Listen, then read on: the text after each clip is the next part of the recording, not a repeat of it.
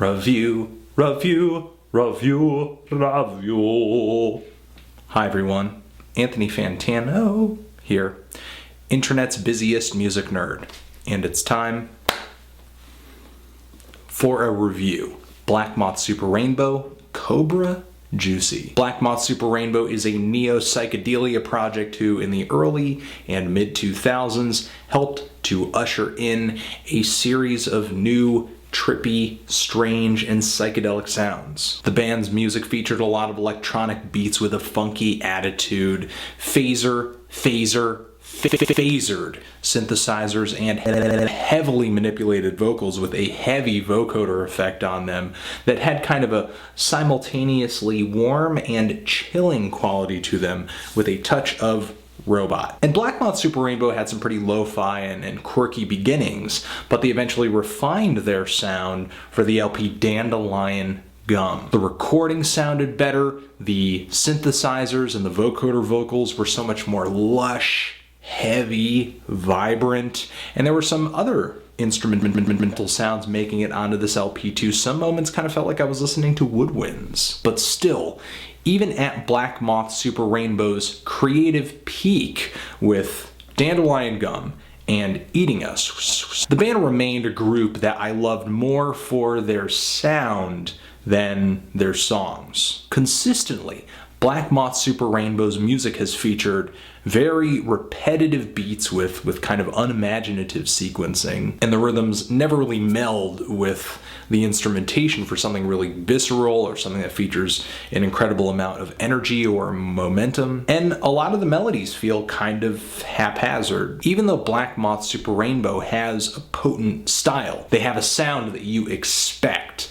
I can't help but feel like at this point it's kind of a crutch, just because of the sheer lack of variation across not only Black Moth Super Rainbow albums, but just Black Moth Super Rainbow's discography. I mean, even frontman Tobacco's solo stuff has elements that are painfully similar to what he's already doing in Black Moth Super Rainbow. Black Moth Super Rainbow's biggest alteration to their music has been just the sound quality of the music that they're putting out. Occasionally a sound or an instrument will pop up that you haven't heard them toy with quite yet, but the songwriting style pretty much remains the same. I mean, even the band's approach to titling songs has remained somewhat the same. Either a track has a title that feels kind of like a candy-coated fantasy, or just some kind of weird word association like Snail Garden or Caterpillar House or Dark Bubbles. Now, as far as Cobra Juicy goes, Black Moth Super Rainbow is pretty much back to their old tricks, but with a few sonic surprises here and there. The track Windshield Smasher has some very fuzzy, distorted garage rock guitar on it.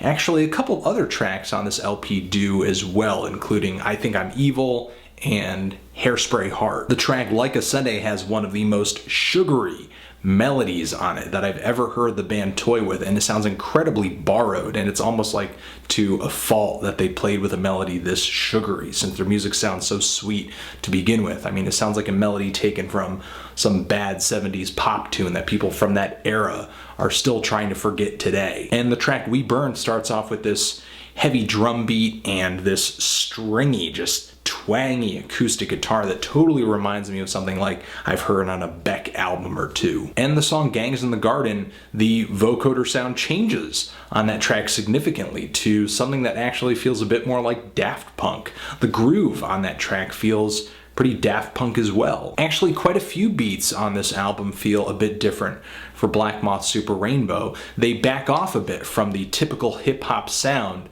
that their rhythms feature and switch them out a little bit for some rock and pop and just dance music rhythms. But still, despite these different sounds for Black Moth Super Rainbow, it's all just kind of window dressing for me. Once again, with Black Moth Super Rainbow, the beat sequencing leaves a lot to be desired, especially the sound on some of these beats with this LP. For example, the track Hairspray Heart starts off with this rhythm that feels incredibly just dull, bland, thin, flat, and repetition kind of becomes another issue for Black Moth Super Rainbow. When a song for them is underdeveloped, what they do is they just kind of take the second half of the song, the next verse and chorus, and pretty much make it identical to the first half of the song. Sometimes not even bothering to change the lyrics set in the second verse. Because of stuff like that, Black Moth Super Rainbow's style and vocoder vocals overstay their welcome pretty quick because there's not really much else to concentrate on or enjoy or react emotionally to. And the guitars that I said were on this LP, those fuzzy distorted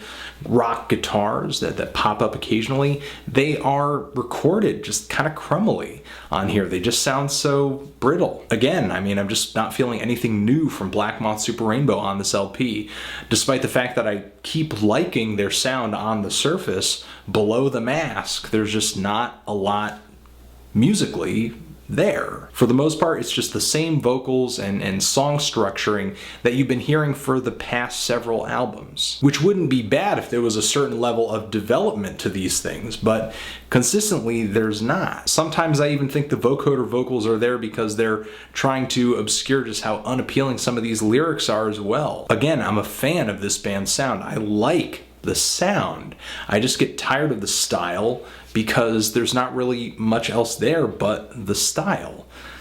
And that's just all I have to say. You know, I like that the band has, you know, a unique, I'm feeling a light to decent 5 on this record. What did you guys think of it if you've given it a listen? Did you love it? Did you hate it? Why? And what should I review next?